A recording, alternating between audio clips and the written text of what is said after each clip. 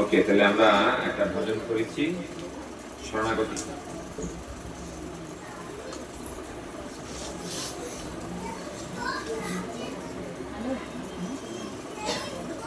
আমরা প্রথমে মঙ্গলাচরণ পাঠ করি, তারপরে আমরা আলোচনা করি। ওম অজ্ঞানতিমিরান্ধস্য জ্ঞানাঞ্জনশলাকয়া চক্ষুरुन्मीलितं येन तस्मै श्रीगुरवे नमः। श्रीचैतन्यमनोभीष्टं स्थापितं येन भूतले स्वयं रूपं कदा मह्यं ददाति सापदान्तिकम्। वन्देऽहं श्रीगुरु श्रीयुतापदकमलं श्रीगुरून् वैष्णवांश्च श्रीरूपां सक्रजातं सहगना रघुनाथान्वितं तं सजीवं साद्वैतं सावधूतं परिजनसहितं कृष्ण चैतन्य देवं श्रीराधा कृष्ण पादं सहगना ललिता श्रीविशाखान्वितंश्च नमयं विष्णुपदाय कृष्णप्रेष्ठाय भूतले श्रीमते मुक्तिवेदान्त स्वामिनिति नामिने।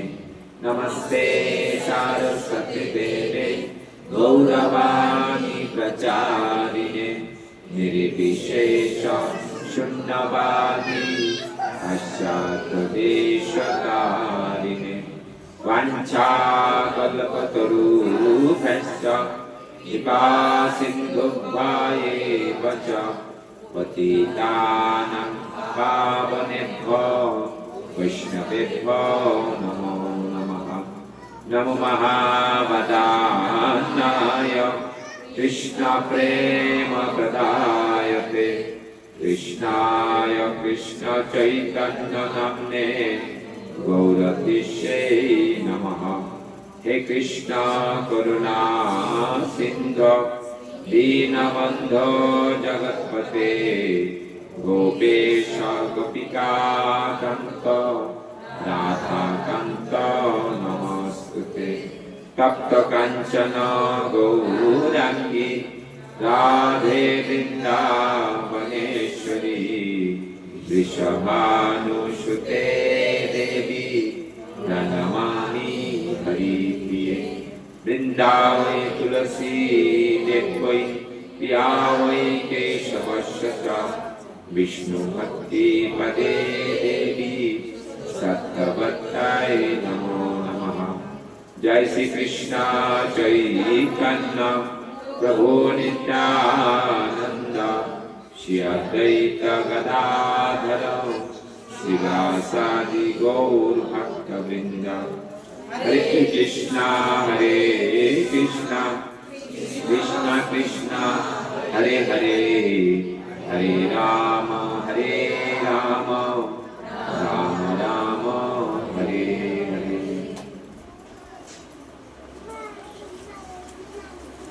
नीलाचल निवासाय नित्याय परमात्मने बलभद्र सुभद्राभ्यां जगन्नाथाय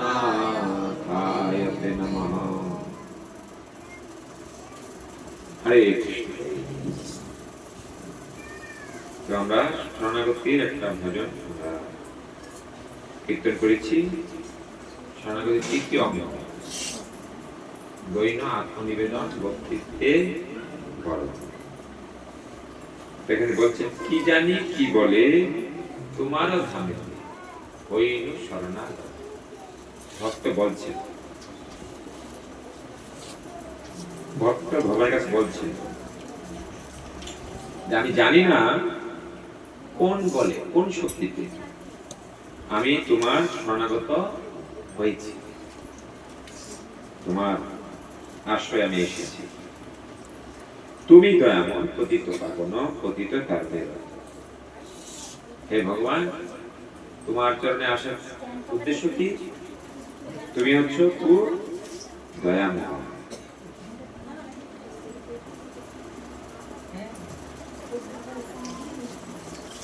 তুমি খুব দয়াময়, তুমি পতিত পাবন, আর পতিত কারণে তুমি কি সবসময় রত, রত মানে দুঃখ। ভগবানের একটাই কাজ, যে পতিতরা যখন ভগবানের চরণে শরণাগত হবে, ভগবান তা কি করবেন? উদ্ধার। ভগবানের আর অন্য কোনো কাজ নেই। সকলে মন দিয়ে শুনুন কথা। সবাই এদিক ওদিক করছে গরমে, গরমের জন্য।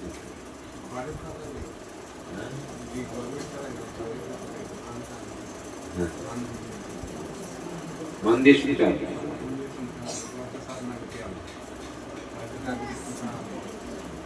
যেখানে বলছেন তুমি দয়াময়, পতিত পাবন, পতিত তারণে রত। ভগবান হচ্ছেন কি? তিনি পতিত পাবন, পাপী মানুষকে তিনি করেন উদ্ধার করেন, যদি সেই মানুষ ভগবানের চরণে শরণাগত হয়।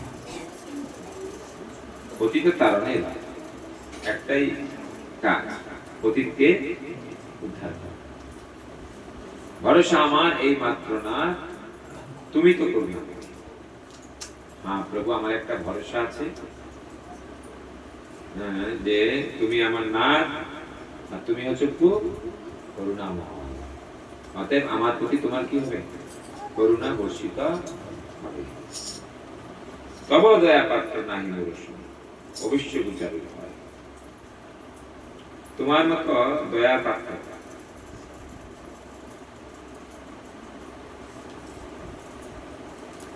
তুমি যাকে দয়া করো, তুমি যাকে দয়া করো সেরকম আমার থেকে আমার সমান আর কেউ নেই, নাই মোর সমান। তুমি পতিতকে দয়া করো, আমি হচ্ছি পতিত, তাহলে আমাকে তুমি করবে দয়া করো। তুমি যদি দয়া করবে আমার সমান এরকম পতিত কাউকে তুমি কি পাবে না। অতএব তোমার দয়ার কি? তোমার দয়ার যোগ্য আমি। আমাদের তারিতে কাহারো শপথি অবনি ভিতরে, আমি এত দুশ্চরিত্রের লোক, আমি আমার এত কি, আমি আমাকে উদ্ধার করার এই সংসারে কারোর শক্তি নেই, একমাত্র তুমি ছাড়া। এখন তুমি ছাড়া এই পৃথিবীর মধ্যে কারোর শক্তি নেই আমাকে তিনি উদ্ধার করবেন। দয়ালু ঠাকুর ঘোষণা তোমার অধম পামরের প্রায়। এই দয়াল ঠাকুর তুমি ঘোষণা করেছ যে অধম পামর, অধম পামর সবাইকে তুমি কি করো? উদ্ধার। তুমি ঘোষণা করেছ সকল ছাড়িয়া আসিয়াছে। তোমার ঘোষণা শুনে আমি সবকিছু ছেড়ে কি তোমার কাছে এসে পড়েছি। সকল ছাড়িয়া আসিয়াছে তোমার চরণের, আমি নিত্য দাস, তুমি পালয়িতা।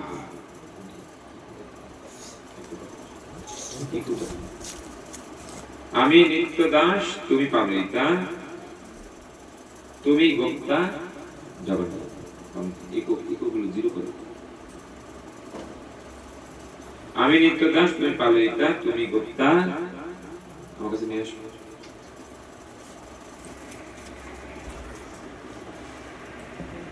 Eco zero.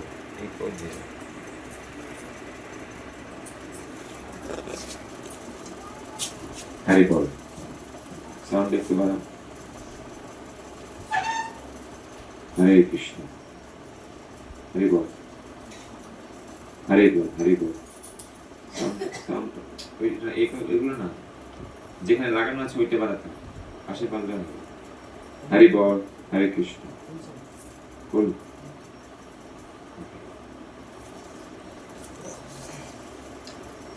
তো এখানে বলছেন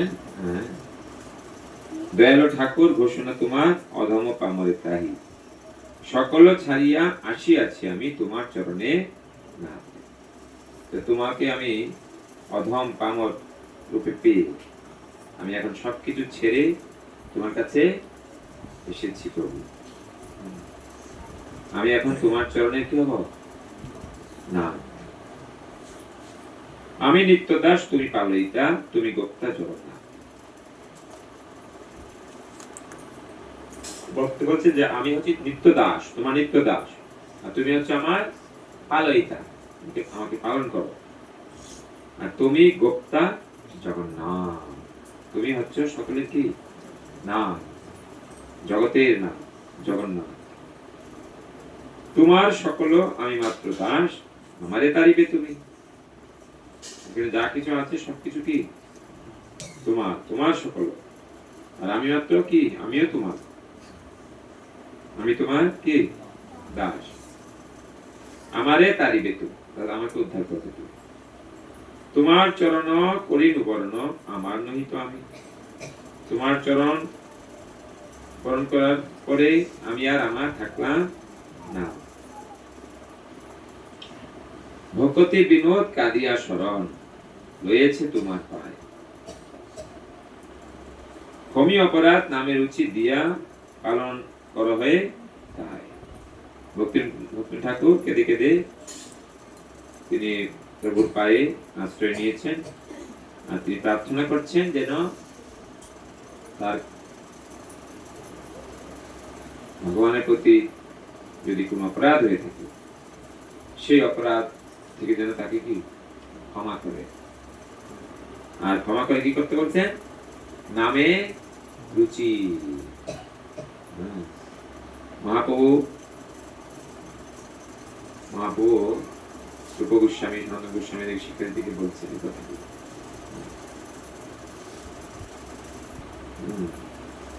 ক্ষমি অপরাধ নামে রুচি দিয়া, পালন কর হয়ে ভক্তি ঠাকুর তিনি কেঁদে কেঁদে ভগবানের চরণে শরণ নিয়েছেন, আর তিনি ভগবানের কাছে প্রার্থনা করছেন যে আমি হচ্ছি অপরাধী, আমার অপরাধ তুমি কি ক্ষমা করো, নামের প্রতি আমাকে রুচি উৎপন্ন করো।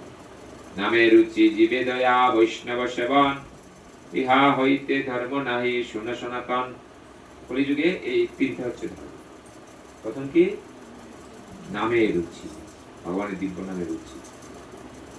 তো নামে যে রুচি হলে কি বুঝতে পারবো আমরা, আমাদের নামে রুচি হয়েছে কিভাবে বুঝতে পারবো? কার কার নামে মানে নামে রুচি হয়েছে?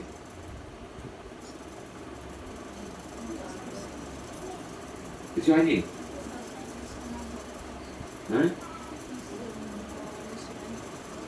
ওকে, কার কার হয়েছে কেউ হাত তুলুন,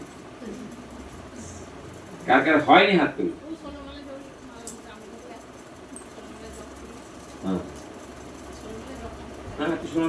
নামে রুচি আছে,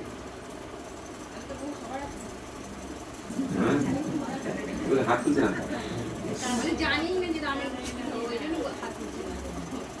নামের রুচি যে কি জিনিস সেটা কি বুঝতে পারছি। নামের রুচি মানে নিরন্তর নাম, নিরন্তর নাম আমি নিরন্তর করতে পারছি। তা আমাদের প্রভুপাদ বলছে কমপক্ষে 16 মালা করতে হবে, আর ভগবানের সেবা করতে হবে, ভগবানের বাণী প্রচার করতে হবে, তাহলে কোনো অসুবিধা নেই। এইভাবে আমরা দেখতে পাচ্ছি ভক্তি ঠাকুর তিনি কাঁদিয়া শরণ্য লয়েছে তোমার পায়, ভগবানের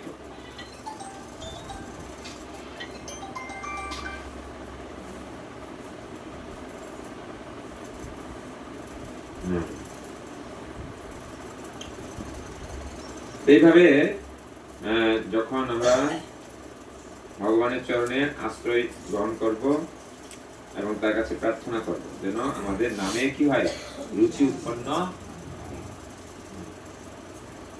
এভাবে নামে রুচি হলে তিনি আমাদেরকে পালন করো হে তাই।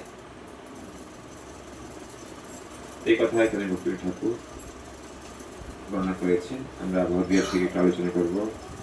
ভগবদ্গীতা কত নম্বর হয়েছিল?